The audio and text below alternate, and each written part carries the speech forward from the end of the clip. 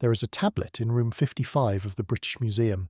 It is a copy of a Sumerian text known as Inanna's Descent to the Netherworld.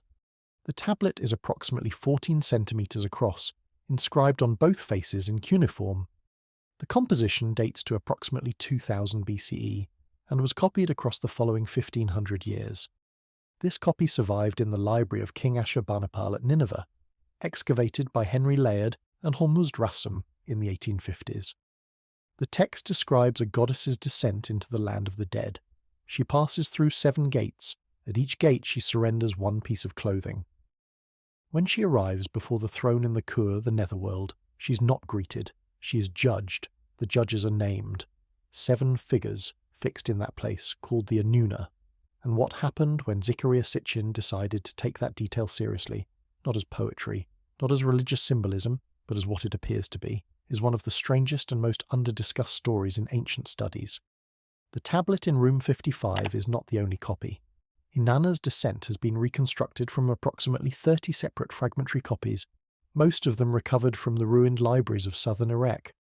Copies are held in the British Museum, the Penn Museum in Philadelphia, the Iraq Museum in Baghdad, and the Yale Babylonian Collection. The Sumerian original was composed in the early 2nd millennium BCE. By approximately 1750 BCE, the text had been recopied repeatedly in the Scrabble academies of Nippur.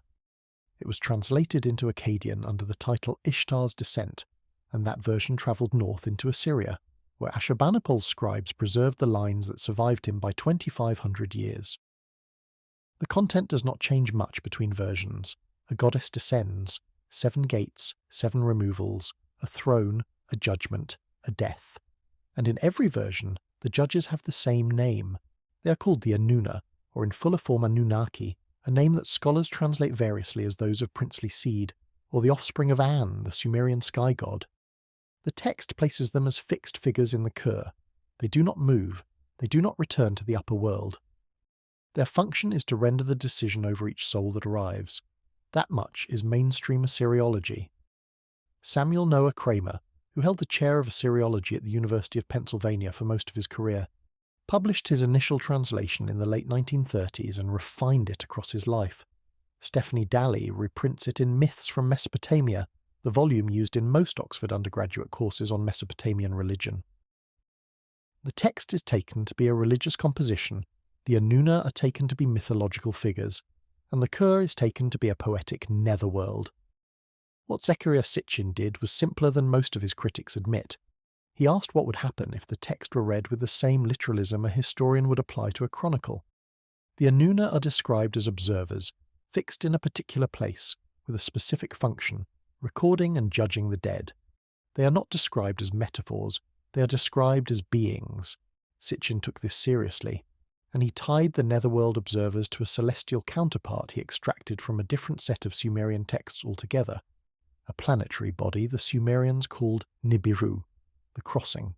In Sitchin's reading, Nibiru was an elliptical orbit planet with a period of approximately 3600 years, still in motion, still on its trajectory, the source point of whatever the Anuna were watching. This reading has been characterized as fringe by Assyriologists and astronomers alike. It has rarely been engaged with on its specifics. The Anuna passages remain in the text. Nibiru's predicted orbit remains in principle testable by observation, and the mainstream search for a distant trans-Neptunian body, formalized in 2016 by Caltech astronomers Konstantin Batygin and Mike Brown under the name Planet 9, keeps the question of an unidentified large object in long-period orbit active in the field. What Sitchin proposed in 1976 and what Brown and Batygin proposed in 2016 are not the same hypothesis, but they are not unrelated questions either. If you find that the academic literature on Mesopotamian religious texts has been incomplete, if you suspect there are tablets still, sitting in museum drawers waiting for someone to read them differently, this channel is for that work. Subscribe only if that is the question you have been looking for. The rest of us continue. The conventional reading of Inanna's Descent is well established and has not changed substantially in 50 years. Kramer treated the text as what scholars call a religious composition, a literary work that expressed and transmitted theological ideas about the relationship between the world of the living and the world of the dead. In Kramer's reading, The goddess Inanna's descent into the Kur dramatised a question every ancient agricultural society had to answer. What happens to the dead? How does life continue when so much of it is buried? The Kur in this reading is not a literal place. It is a poetic figure for the absence of life, the dry place, the dust place, the land of no return. The 7 gates are not architectural. They are stages of stripping, a ritualized loss of identity that mirrors what happens to a corpse as it decomposes. And the Anuna are not observers in the modern sense. They are personifications of the impersonal force that takes the dead. This reading was reinforced and updated by Stephanie Daly, who has held a position at the Oriental Institute in Oxford, and whose volume Myths from Mesopotamia has been the standard English-language presentation of these texts in academic settings since 1989. Daly's introduction to Inanna's descent treats the composition as part of a wider Sumerian theological project. The text appears in 2 recensions, Sumerian and Akkadian, and Daly argues that the differences between them reflect evolving religious thought rather than evolving knowledge of a literal netherworld. There is broad agreement among Assyriologists that the Anuna, in this text and others, function as a class of underworld gods responsible for judgment. The text Nergal and Ereshkigal, recovered in fragments from the Late Bronze Age archive at El Amarna in Egypt, names them again.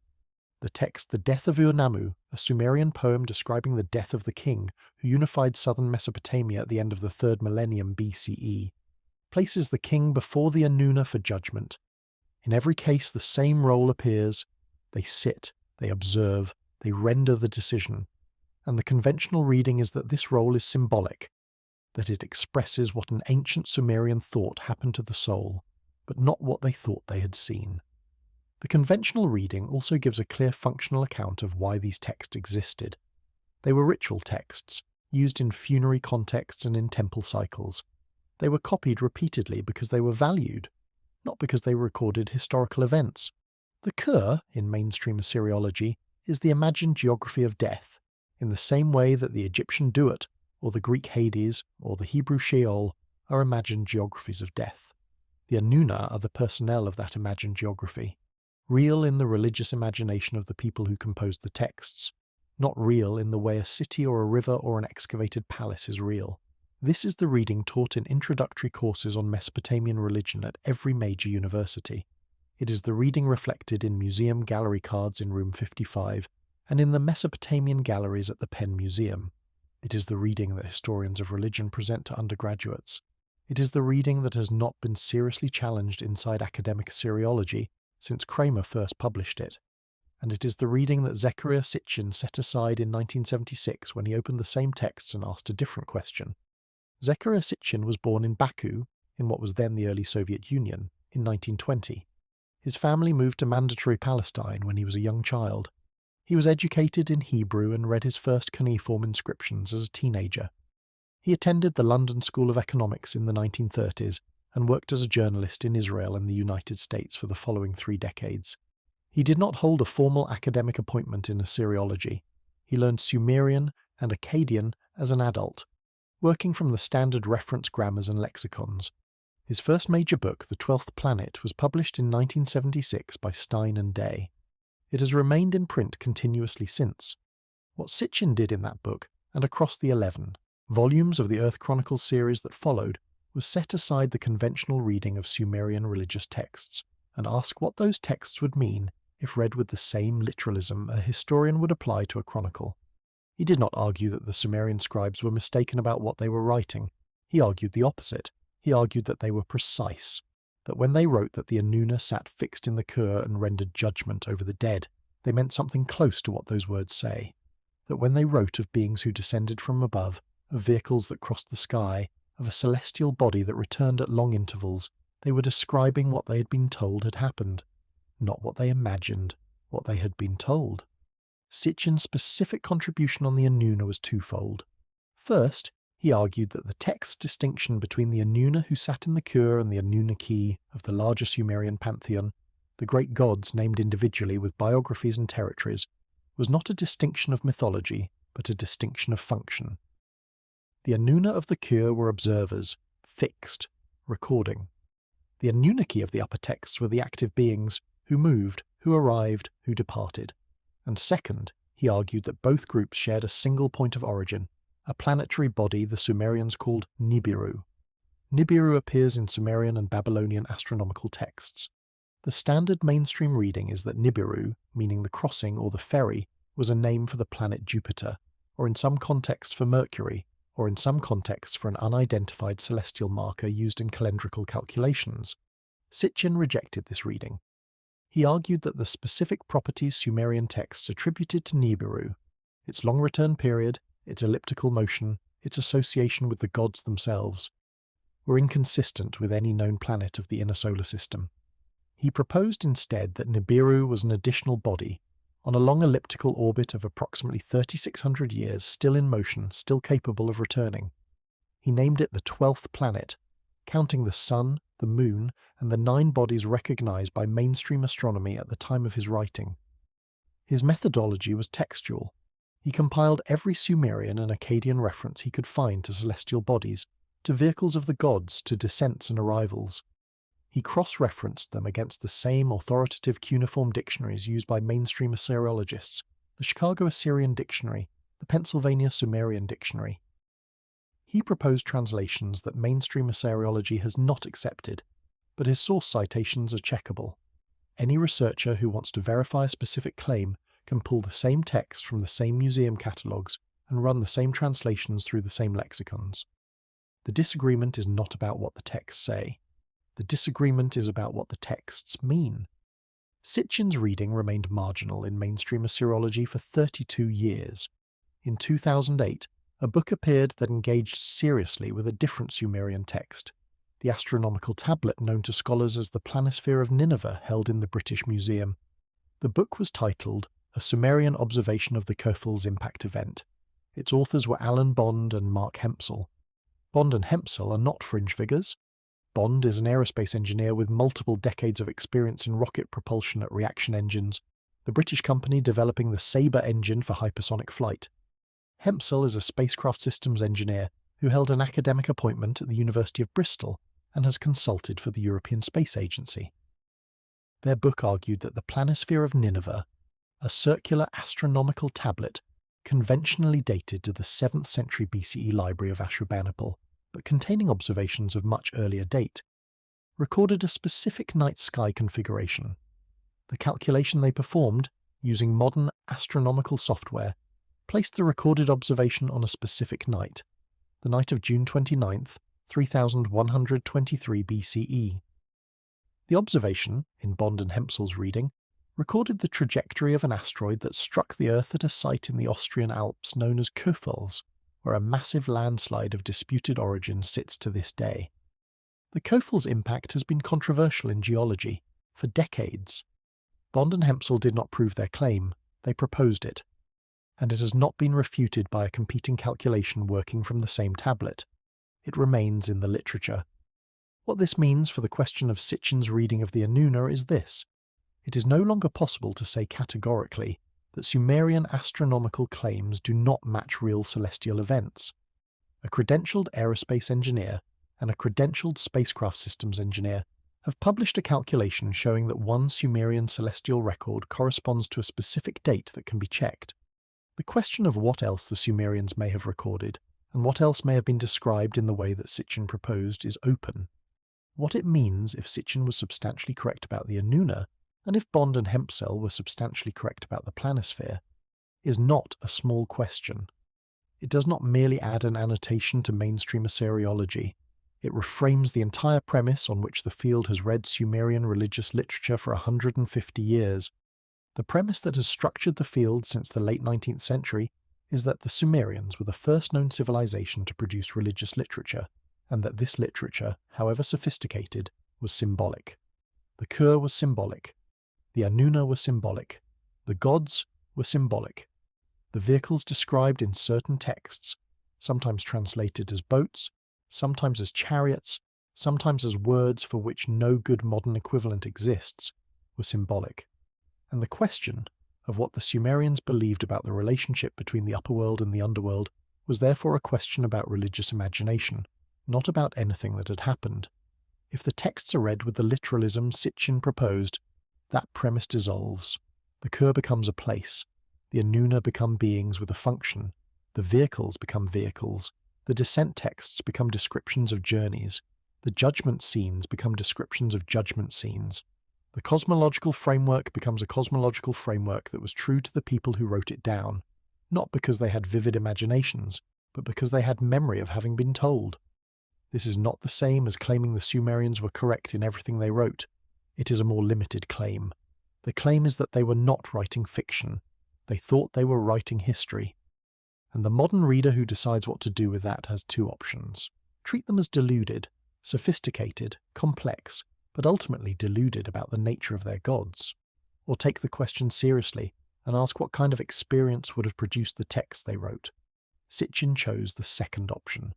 He was not alone in this choice. There is a substantial body of cross-cultural material that bears on the same question, written by entirely separate cultures in entirely separate languages, that describes phenomena consistent in their specifics. The most directly relevant for the question of the Anuna is the Book of Enoch. The Book of Enoch is a Jewish apocalyptic text, originally composed in Aramaic or Hebrew, that survives complete only in Ge'ez, the liturgical language of the Ethiopian Orthodox Tewahedo Church. The Ethiopian Orthodox preserved it as scripture. Western Christianity lost it for most of 2,000 years.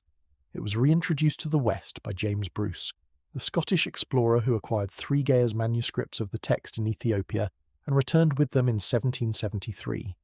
The first complete English translation was published in 1821 by Richard Lawrence, the Regius Professor of Hebrew at Oxford. The most widely used modern English translation is by R. H. Charles, who published his edition in 1912 at the Clarendon Press. The text describes a class of beings called Watchers. The Watchers were celestial, described as having descended from above. 200 of them, according to the text, came down on Mount Hermon in northern Israel. They observed humanity. They taught humanity. The text specifies what they taught: metallurgy, astrology, the calendar, the cutting of stones, the making of weapons, the use of certain herbs and dyes, each item attributed to a named watcher. The text then describes the judgment of the watchers by a higher authority, their binding, and their being held under the earth until a final time of accounting. The watcher material was independently attested at Qumran. Aramaic fragments of the Book of Enoch were recovered from the caves above the Dead Sea between 1947 and 1956. The fragments confirm that the watcher material was in circulation in Hebrew-speaking Judaism in the centuries before the Common Era. The Ethiopian text is not a late invention. It is a preservation of a body of material that was in active religious use across the ancient Near East at the time Mesopotamian religious literature was being copied and transmitted. The parallels between the Anuna of the Kur and the Watchers of Enoch are specific enough to deserve attention.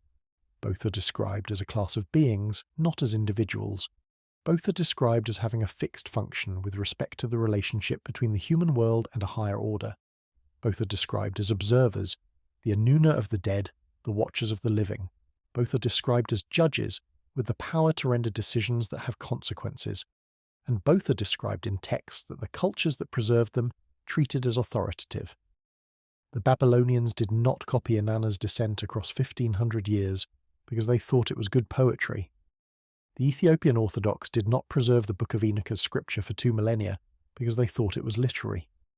These traditions treated these texts as records. If the records are read literally, if the Anuna are observers, if the Watchers are observers, if both are connected to a body of knowledge transmitted from above, then the geography of the ancient Near East takes on a different texture. The Sumerian texts come from a specific region. They were composed in the cities of southern Mesopotamia between approximately 3,500 BCE and approximately 1,700 BCE, at Nippur, the religious capital, at Ur, the royal capital of the Third Dynasty, at Uruk, the city of Inanna and Gilgamesh, at Eridu, the city of Enki and the oldest of the Sumerian cities, at Lagash, the city of Ningirsu. These are not abstract places. They are excavated cities. Their ruins sit in the alluvial plain of the Tigris and the Euphrates. Their tablets sit in glass cases in Baghdad, in Philadelphia, in London, in Oxford, in Berlin, in Paris. The Book of Enoch is set on Mount Hermon, in what is now the contested border region between Israel, Syria, and Lebanon. The mountain is real. The text places a specific event at a specific location. It does not say imagine a mountain. It says they came down on Hermon. If you want to verify any of this, the existence of the tablets, the dates of composition, the manuscript history of the Book of Enoch, the sources are open. The Sumerian text of Inanna's descent is published in the standard scholarly editions, with English translations available in the Loeb Classical Library and in the Society of Biblical Literature's Writings from the Ancient World series. The Ge'ez text of the Book of Enoch is published in the editions of August Dillman and Michael Knibb. R. H. Charles's English translation is available without restriction. The Qumran fragments are catalogued in the official editions of the Dead Sea Scrolls, published by Oxford University Press. None of this requires institutional access. The texts are public. What is not public, what is in dispute, is what the texts mean. And on that question, the chain of consequences, if Sitchin's reading is even partially correct, runs further than is comfortable. Mainstream religious history would need to revise its account of how the great traditions originated. Mainstream archaeology would need to revisit its dating of the earliest Sumerian sites like Eridu, whose deepest occupation layers go below 5000 BCE, and whose temple sequence has never been satisfactorily explained. Mainstream astronomy would need to take more seriously the question of whether ancient celestial records preserve observations that modern astronomy cannot yet match. None of this requires anyone to accept Sitchin's full framework. The chain of consequences begins from a much smaller premise, the premise that the texts are records, not fictions. From there, the question is open, and it has been open for a long time. The Sumerian king list held in the Ashmolean Museum in Oxford lists 8 kings who ruled before the flood. Their combined reigns total 241,200 years. The mainstream reading of this list is that it is a literary composition, that the long reigns are symbolic, and that the antediluvian kings are mythological. Sitchin's reading is that the list is a list, that the scribe who copied it down believed, or had been told to believe, that those numbers were correct, and the list does not stand alone. Comparable king lists from other ancient Near Eastern traditions, the Berossus fragments preserved by later Greek and Roman historians, the antediluvian patriarchs of Genesis, record similar long reigns. The mainstream view is that these are independent literary traditions that converged on a shared mythological pattern. The alternative view is that they are fragments of a single transmitted account, broken across cultures by time and translation. What the conventional reading and the alternative reading both have to explain is the same set of texts. Both readings have to account for why the Sumerians, the Babylonians, the Akkadians, the Assyrians, the Hebrews, the Egyptians, the Ethiopians all converged on a story of higher beings who came down, observed, taught, judged, and then withdrew, or were withdrawn. The conventional reading accounts for it by appealing to common cognitive structures, a universal human tendency to imagine higher beings. The alternative reading accounts for it by appealing to a shared memory. Neither reading can be proved, but the data, the texts, sit equally well on either side, and the texts continue to be read. The academic response to Sitchin's reading, from 1976 onward, is instructive. The first response was silence. The 12th planet was reviewed in popular science venues but not engaged with in the technical Assyriological journals. This is not in itself unusual. Academic journals do not typically review books aimed at general audiences. What was unusual was the duration of the silence. Sitchin published 12 books across 33 years. In that time, no Assyriologist with formal credentials in the field published a peer-reviewed technical refutation of any of his specific cuneiform translations. The published responses that did appear were of a particular kind. They were characterizations rather than engagements. Sitchin was described as an amateur, as a fringe author, as a pseudo-scholar. His translations were described as wrong, but without working through the specific translation choices he made and showing why the alternatives were correct. The technical disagreement, the disagreement at the level of the cuneiform, was avoided. The framework of the response was personal and categorical.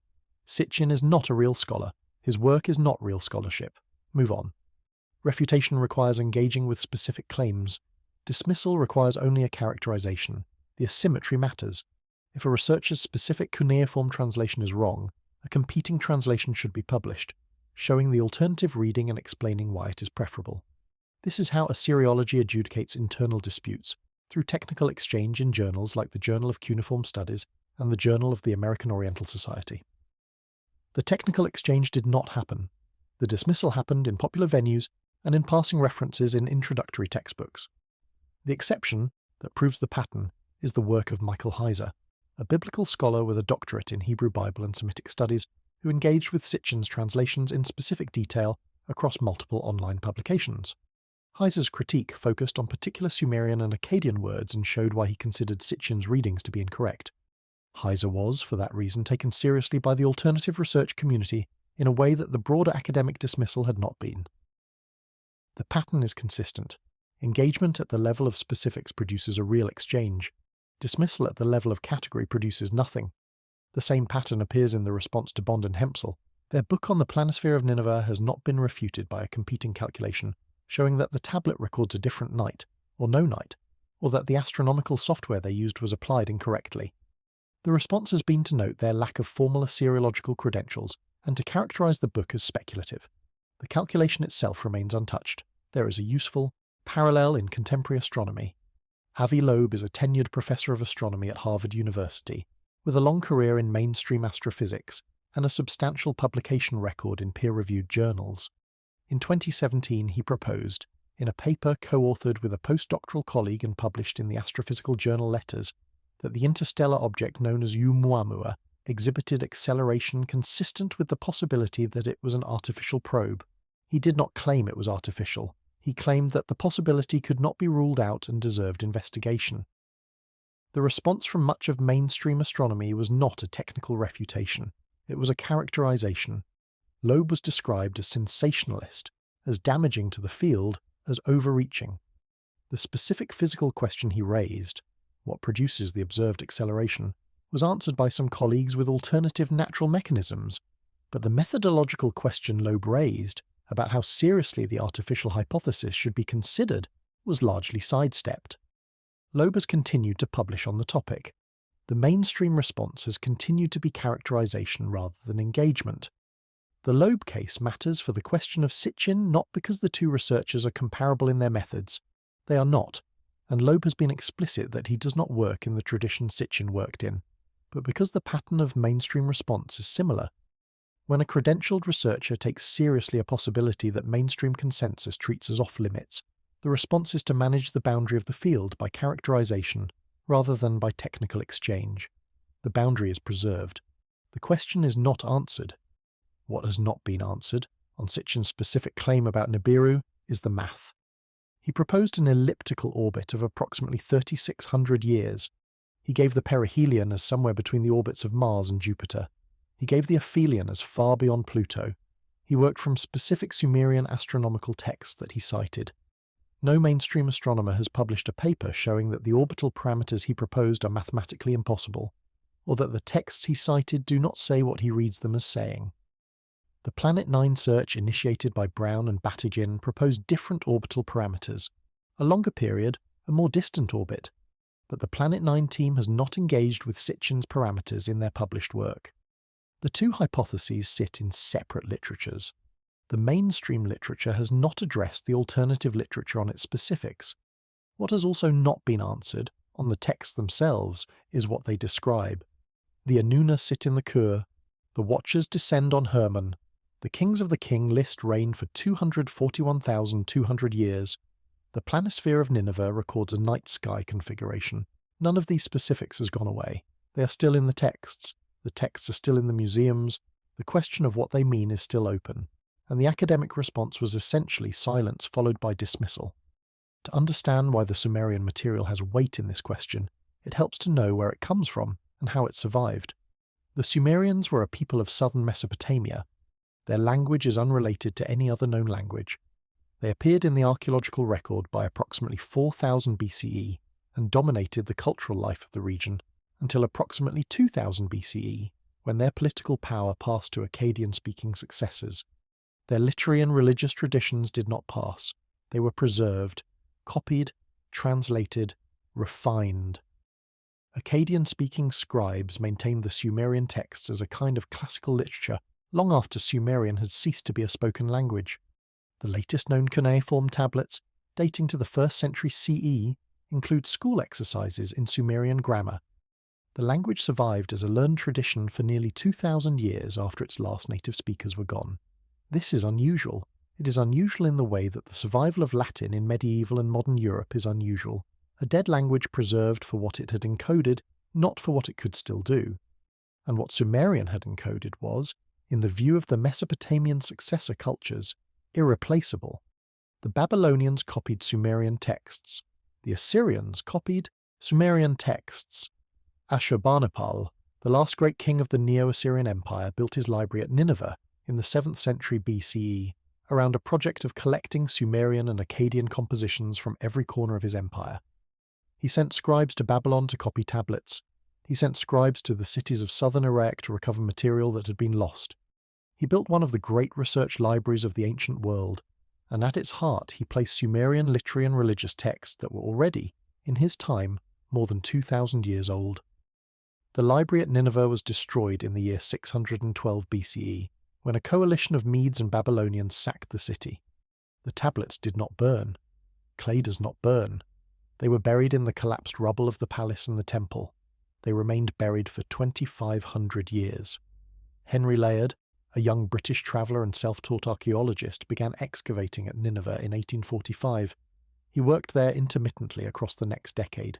His assistant, Hormuzd Rassam, took over the excavation and continued the work into the 1870s.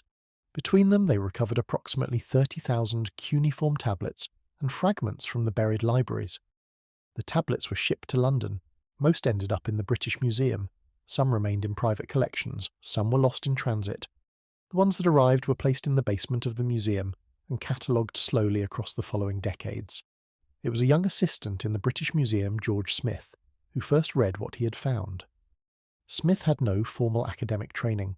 He was a banknote engraver who taught himself cuneiform in the museum's reading room and was hired by the museum to help process the tablets. In 1872, working from a fragmentary tablet found among the Nineveh material, Smith translated a passage that described a great flood, an ark, a release of birds, a landing on a mountain. The passage matched the Genesis flood narrative in detail after detail. Smith presented his translation to the Society of Biblical Archaeology in December of that year. The lecture caused a sensation. The Daily Telegraph offered 1,000 guineas to fund Smith's return to Nineveh to find the missing pieces of the tablet. He went. He found them. The tablet, now reconstructed as Tablet 11 of the Epic of Gilgamesh, sits in the British Museum. This is the world the Inanna's descent tablet comes from. A world where a buried clay tablet, recovered from the ruins of a king's library, can match a story that was preserved in a different language and a different tradition for thousands of years afterward. The Gilgamesh flood narrative does not prove that the Genesis flood account is historically true. It proves that the two accounts are not independent. They share a source.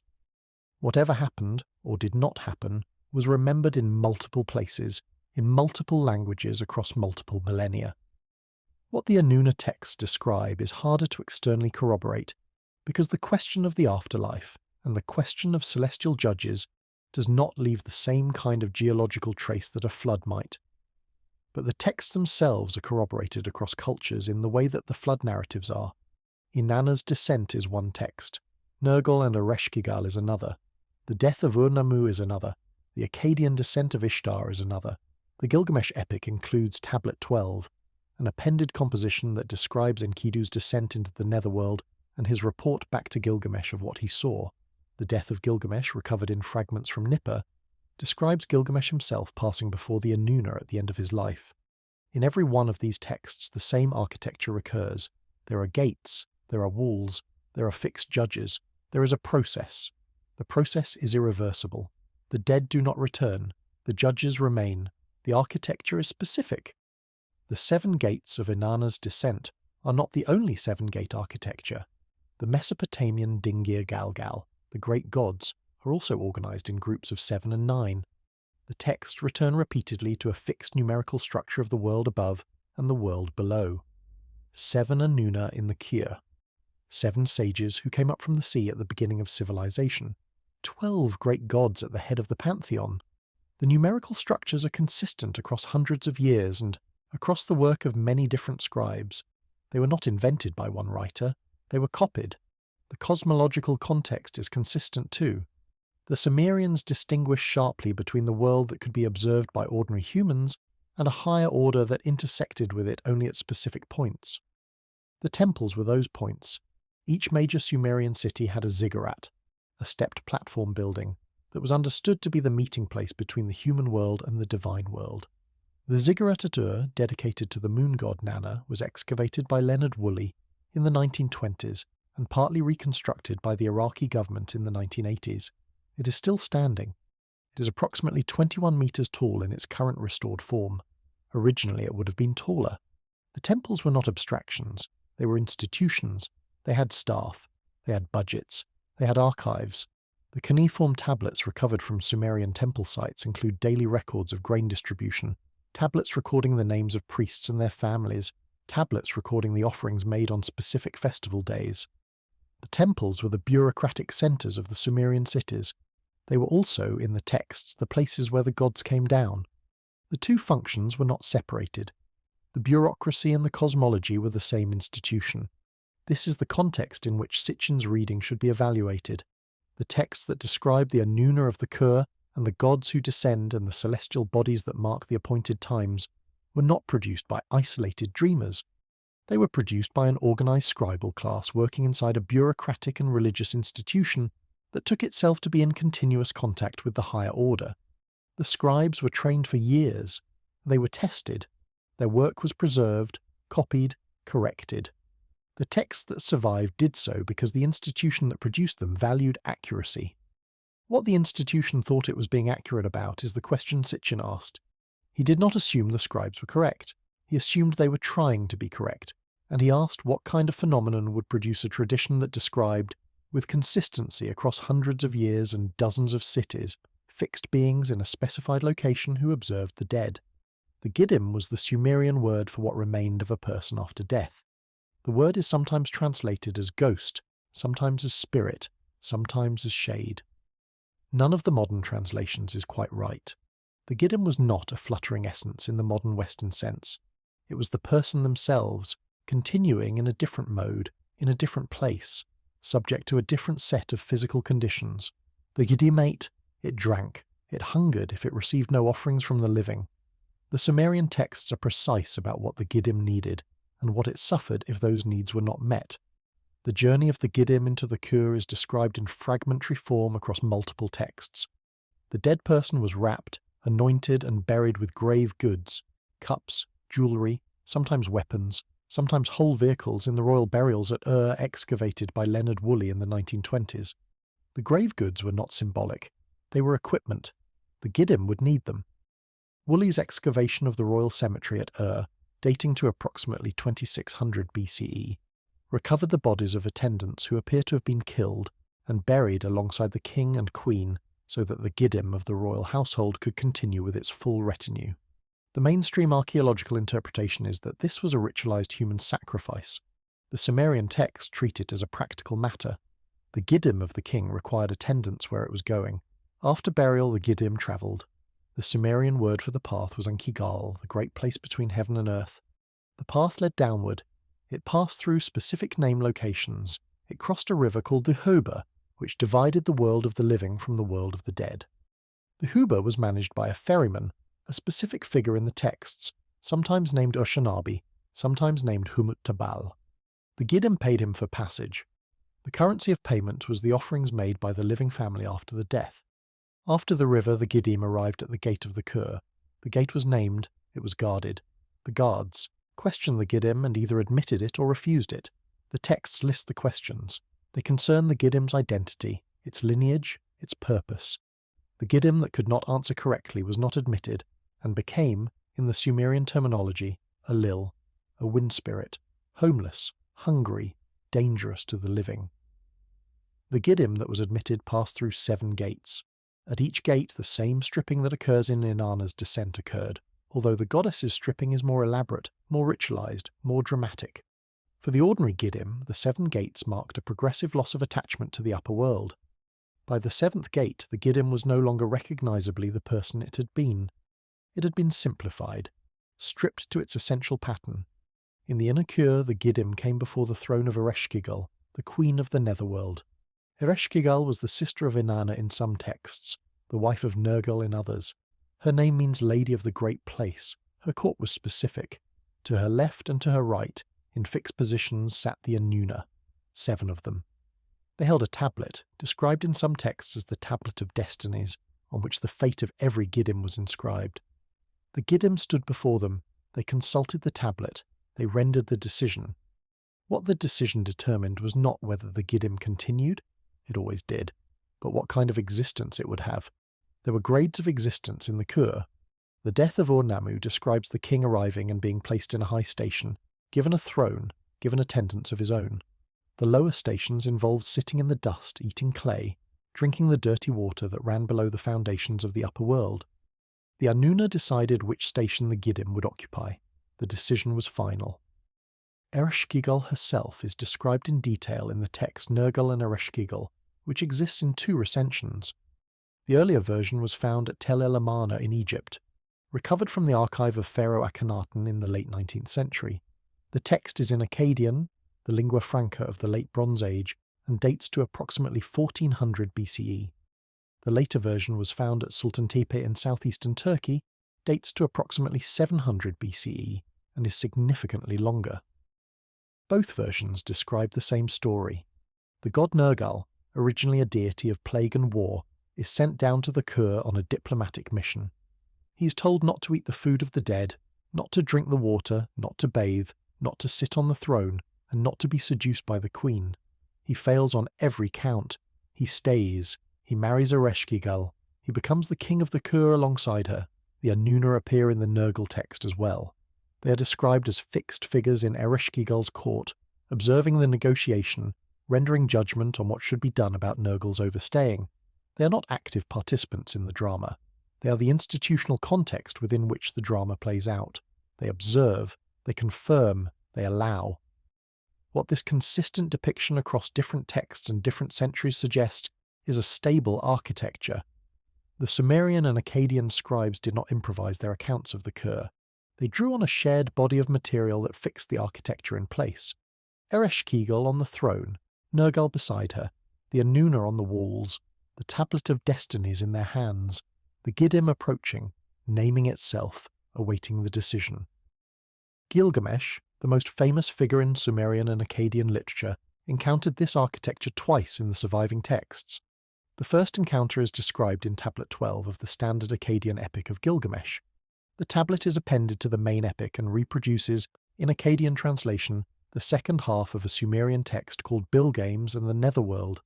In that text, Gilgamesh's companion Enkidu descends into the Kur to retrieve objects that Gilgamesh has lost. Enkidu fails to observe the prohibitions on conduct in the Netherworld. He cannot return. Gilgamesh, in grief, prays to the gods for a way to speak with him. The god Enki opens a passage and allows the Giddim of Enkidu to ascend briefly, through a hole in the ground, to converse with Gilgamesh. The conversation that follows is one of the most specific descriptions in ancient literature of what the dead see. Enkidu describes, in answer to Gilgamesh's questions, the conditions of various categories. Of Giddim in the Kur, the man who left 1 son, the man who left 2, the man who left 3, the man who left no sons, the stillborn child, the man burned to death whose body was destroyed before it could be buried. Each is given its specific condition. Each is described as occupying a specific place in the Kur. The text is forensic. It reads like a report. The condition of the stillborn child is described as relatively favourable. Children who never lived occupy a small chamber where they eat from gold and silver vessels.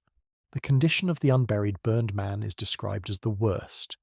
His Giddim has no body to anchor it. He wanders. He cannot rest.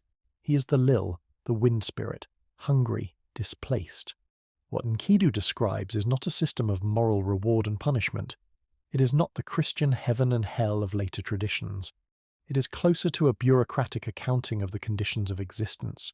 Each Giddim occupies the position it has been allocated on the basis of factors that include but are not limited to its conduct in life.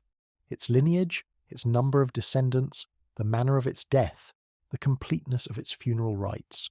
The Anuna do not judge in the modern moral sense. They process, they allocate, they observe. This is the architecture Sitchin took seriously, not as a moral system but as a description of a process. The process is precise. The personnel are named. The conditions are specified. And the question Sitchin asked in 1976 and in the books that followed is what kind of experience could have produced a tradition that is this specific about something a culture is supposed to have invented from religious imagination. The Sumerian scribal class who produced and copied these texts was trained in institutions called Idub Bai. literally tablet houses. The training began in childhood. It lasted years. Students learned to write cuneiform from copy texts, copying out lists of nouns, lists of verbs, lists of place names, lists of professions. They learned mathematics. They learned the structure of contracts and the structure of legal proceedings. And they learned the literary and religious compositions of the tradition, the Gilgamesh material, the Inanna material, the Atrahasis flood story, the Enuma Elish creation epic, the hymns to the gods of the major cities. The mainstream account of scribal training is well established. Texts known as scribal exercises have been recovered in large numbers from the residential quarters of Nippur and from other Sumerian cities. They show students at various levels of competence working through the same compositions year after year, generation after generation. The training was conservative. It was designed to preserve the texts as they had been received, not to allow new compositions. A scribe who altered a received text was, in the institutional logic of the Idubba, in error. This conservatism is what makes the Sumerian textual tradition so unusual. The same compositions were copied for 1500 years with relatively minor variation. The scribe who copied Inanna's descent in the 7th century BCE in Ashurbanipal's library was copying a text that was, in his time, already 2,000 years old. He was not free to reinterpret it. He copied what he had been given, and what he had been given was, in turn, what his teachers had been given, going back to a point in the deep Sumerian past beyond which the textual evidence does not extend. The Sumerian astronomical tradition was preserved with the same institutional conservatism. The most important single astronomical text is called Mulapin, the plough star. The text exists in multiple copies, the earliest dating to the 7th century BCE but containing observational material that is significantly older. Mulapin lists the stars and constellations visible from southern Mesopotamia, gives the dates of their heliacal risings, describes the movements of the planets, and provides calendrical calculations for synchronizing the lunar and solar years. It is a working astronomical handbook. It is not symbolic. It was used. Mulapin and related texts include observations of Venus that can be cross-checked against modern astronomical calculations. The match is exact within the limits of ancient observational precision. The Sumerians and their Babylonian successors were observing the sky systematically across centuries, recording what they saw, and producing the texts that mainstream. Historians of astronomy now recognize as the foundational documents of the Western astronomical tradition. The mainstream history of astronomy begins with Mesopotamian observations. What the mainstream history does not address, except in passing, is how the Sumerians acquired the framework within which they made their observations. The framework is sophisticated. It distinguishes fixed stars from planets. It tracks the zodiac. It correlates celestial motion with calendar time. It identifies Nibiru, whatever Nibiru was. The framework appears in the texts already mature, without a visible developmental sequence behind it in the archaeological record. The earliest Sumerian astronomical texts already contain the apparatus that allows the later astronomical texts to be written. Sitchin took the absence of a developmental sequence as significant. The conventional view treats the framework as having been worked out gradually, over centuries, with most of the developmental work lost. Sitchin took it as having been received. Where it came from, in his framework, is the same place the Anuna came from. The texts are consistent. They describe a process of transmission. The conventional reading treats the process of transmission as a literary motif. The alternative reading treats it as a description. Eridu, the oldest of the Sumerian cities, is the test case for these competing readings. Eridu sits at the southern edge of the alluvial plain, near what was, in antiquity, the head of the Persian Gulf. The site has been excavated repeatedly since the 1940s, most extensively by Iraqi archaeologists in the 1940s and 1950s. The excavations exposed a sequence of temples, each built on the foundations of the previous, going back through approximately 20 distinct building phases. The earliest temple at the bottom of the sequence dates, by radiocarbon, to approximately 5,400 BCE. That makes it the oldest known temple in the world. The continuity is what matters. The Eridu temple was rebuilt repeatedly across more than 3,000 years. Each new temple was constructed directly on top of the previous one, preserving the orientation, the layout, and the dedication. The dedication was to the god Enki, the Sumerian deity of wisdom, freshwater, and craft. Enki, in the texts, is the god who descends to humanity. who teaches the arts of civilization, who intervenes when other gods threaten to destroy humanity. He is the god most directly involved in the transmission of knowledge from the higher order to the lower. What the Eridu sequence shows, archaeologically, is a continuous institutional memory of the dedication. The people who rebuilt the temple in 5000 BCE handed down to the people who rebuilt it in 4000 BCE the same dedication, the same orientation, the same architectural form. The chain of transmission across 3000 years is unbroken. The conventional reading is that this is a striking case of cultural conservatism. The alternative reading is that it is a memory of something specific. The temple is where Enki came down. The dedication is to that event. The architecture marks the spot. The texts are in the museums. The tablets are catalogued. The translations are available. The question is open. There is a comparable tradition in Egypt that bears on the same question, in a different language, from a different priestly culture, that was contemporary with the latest Sumerian material and that survived for nearly as long: the Egyptian Book of the Dead. The Book of the Dead is the modern name for a body of Egyptian funerary texts that was inscribed on papyri buried with the dead, with the purpose of guiding them through the underworld and bringing them safely before the judges. The Egyptian title was the Book of Coming Forth by Day. The earliest collected versions date to approximately 1550 BCE, the beginning of the New Kingdom period. The texts themselves are older. Many of them are reworkings of material from the pyramid texts of the Old Kingdom, inscribed on the interior walls of the Pyramid of Unas at Saqqara around 2350 BCE, and from the coffin texts of the Middle Kingdom that followed. The most famous surviving copy of the Book of the Dead is the Papyrus of Ani, held in the British Museum and on permanent display in the museum's Egyptian galleries. It dates to approximately 1250 BCE. It was acquired by this museum in 1888 from Egyptian sources. It is approximately 23 meters long when unrolled, painted on both sides with hieroglyphic text and illustrative scenes. The most reproduced of those scenes shows the judgment of Ani, the scribe whose burial the papyrus accompanied, before the throne of the god Osiris in the Hall of Maat. The scene depicts a specific architecture. Ani enters a hall. In the hall are 42 figures, seated in rows along the walls. Each figure is named in the text. Each represents a specific moral offence that the deceased must declare he has not committed. The Egyptian theological literature calls these figures the assessors. They are fixed in the hall. They do not move. Their function is to observe and to record. At the centre of the hall, before the throne of Osiris, stands a scale. The heart of the deceased is placed on one pan of the scale. On the other pan is placed a feather, the feather of Ma'at, the goddess who personifies truth and cosmic order. If the heart balances against the feather, the deceased passes. If the heart is heavy, the deceased does not pass. A composite creature called Amit waits beside the scale to consume the failed soul. The parallel with the Sumerian material is exact in its specifics, a fixed architecture, named judges, an irreversible process. A specific number of observers, 42 in the Egyptian system, 7 in the Sumerian. The judges are not generic divine figures. They are a specialized class with a single function. They do not interact with the living. They do not return to the upper world. They sit, they watch, and they decide. What the deceased says to the 42 assessors is preserved in detail in the Papyrus of Ani and in parallel papyri held at the Louvre, the Egyptian Museum in Cairo, and the Turin Museum. The Egyptian text is called the Declaration of Innocence, sometimes translated as the Negative Confession. The deceased addresses each assessor by name and declares that he has not committed the specific offence that assessor governs. I have not done iniquity.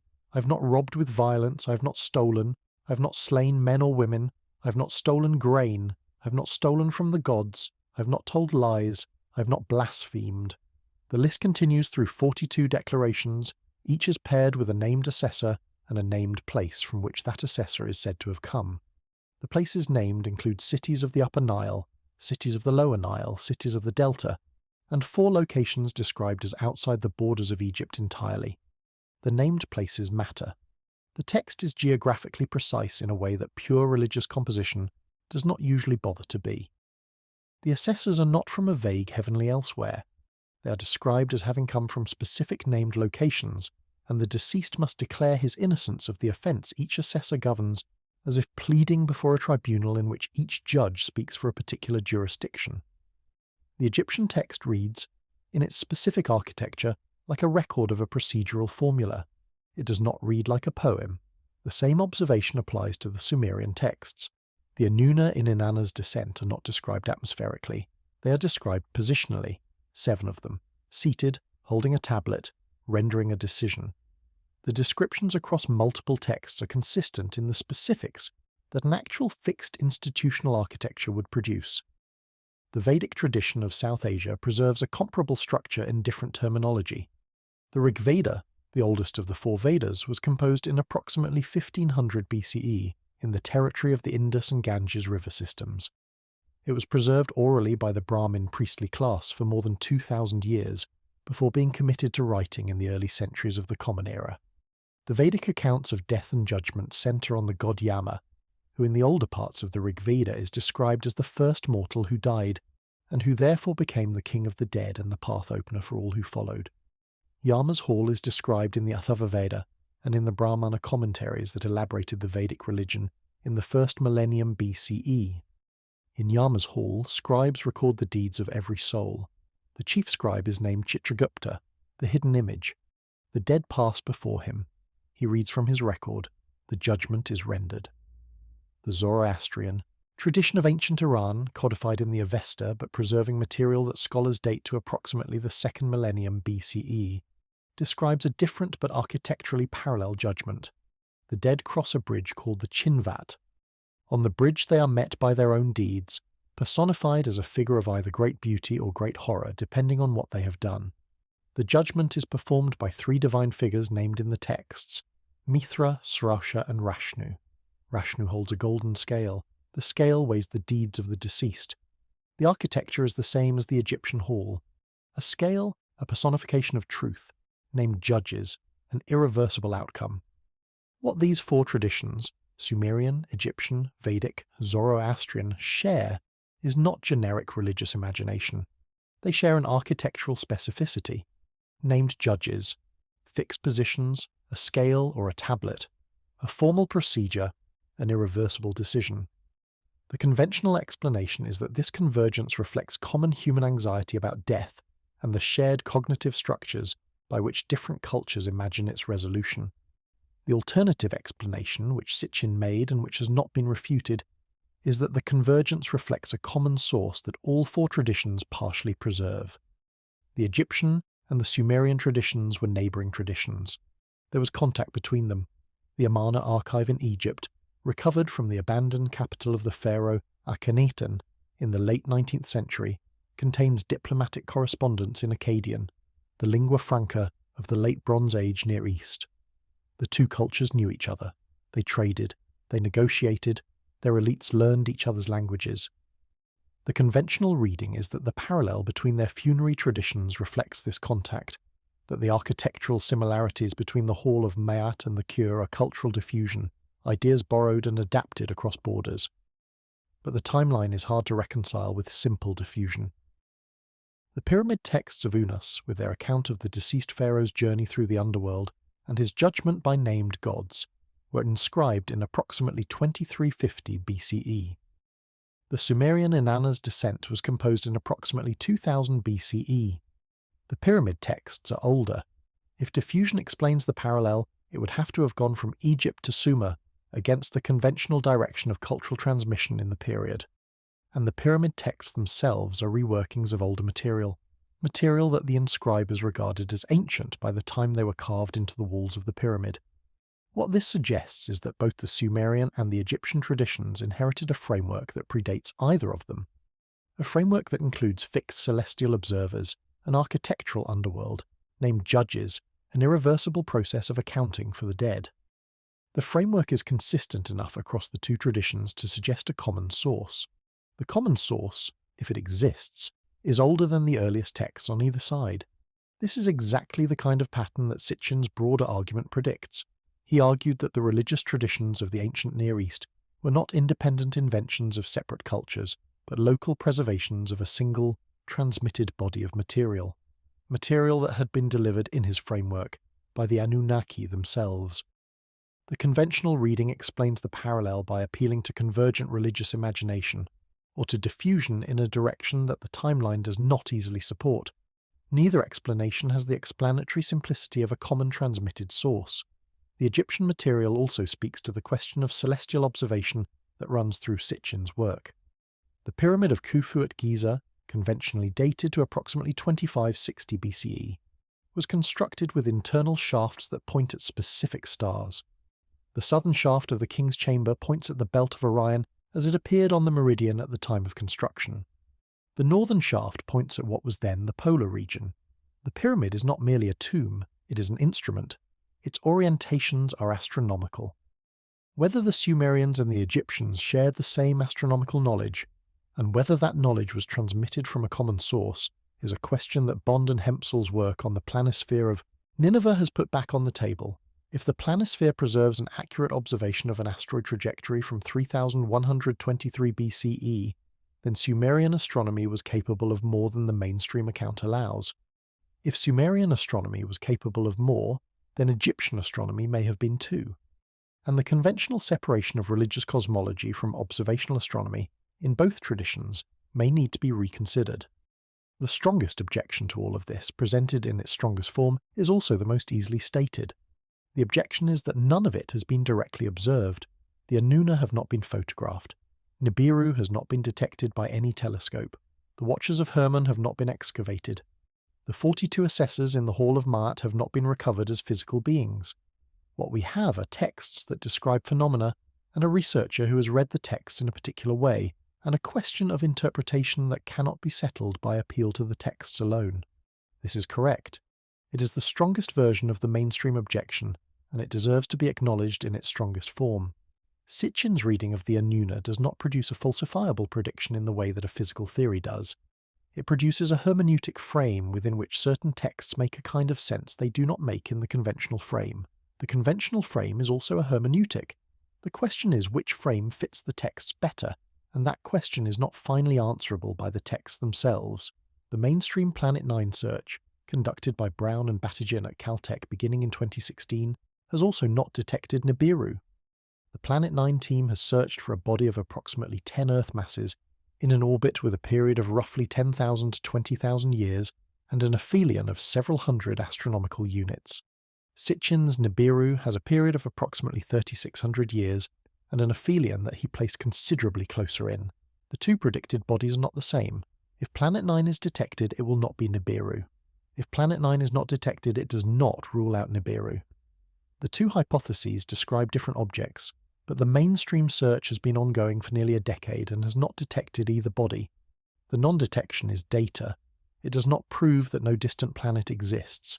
The outer solar system is large and observationally difficult. The Vera C. Rubin Observatory in Chile, which began full operations in the mid-2020s, is expected to dramatically improve the detection capability for distant trans-Neptunian objects. The question of whether any large body sits in long-period orbit in the outer solar system may be resolved in the coming decade. It is not resolved now. The remaining mainstream objections to Sitchin's reading of the Anuna are weaker than the observational one.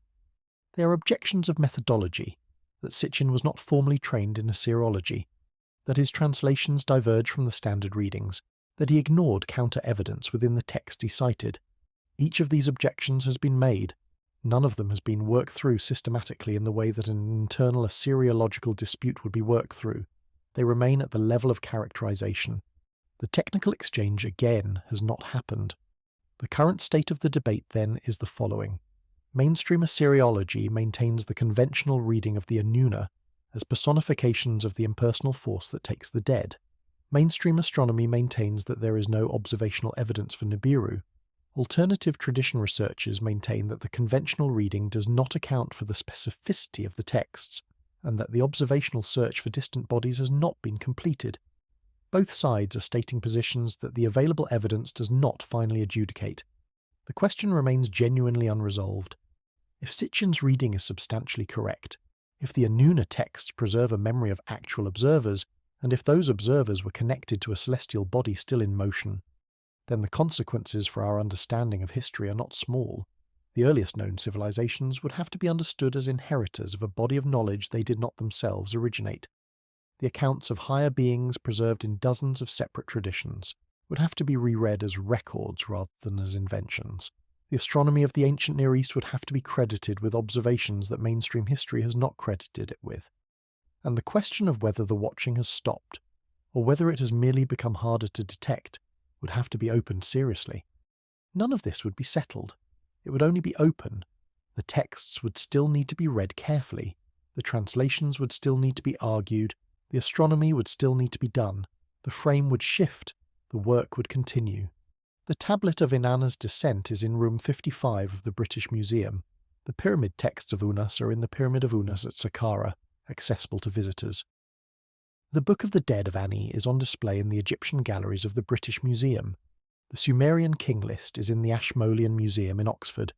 The Book of Enoch is in print in multiple translations. Sitchin's books are in print. Bond and Hempsel's book is in print. The Planet 9 papers are in the Astronomical Journal and are open access. What the Sumerians said the Anuna did with the dead, fixed in the Kur, observing, recording, rendering the decision, is still in the text. What Sitchin said about the object that was still watching is still in the book. What Bond and Hempsel calculated about the night of June 29th, 3123 BCE, is still in their book. The mainstream search for a distant body in long-period orbit continues. The texts have been open since Henry Layard pulled them out of the ruins of Nineveh in the 1850s. They are still open now.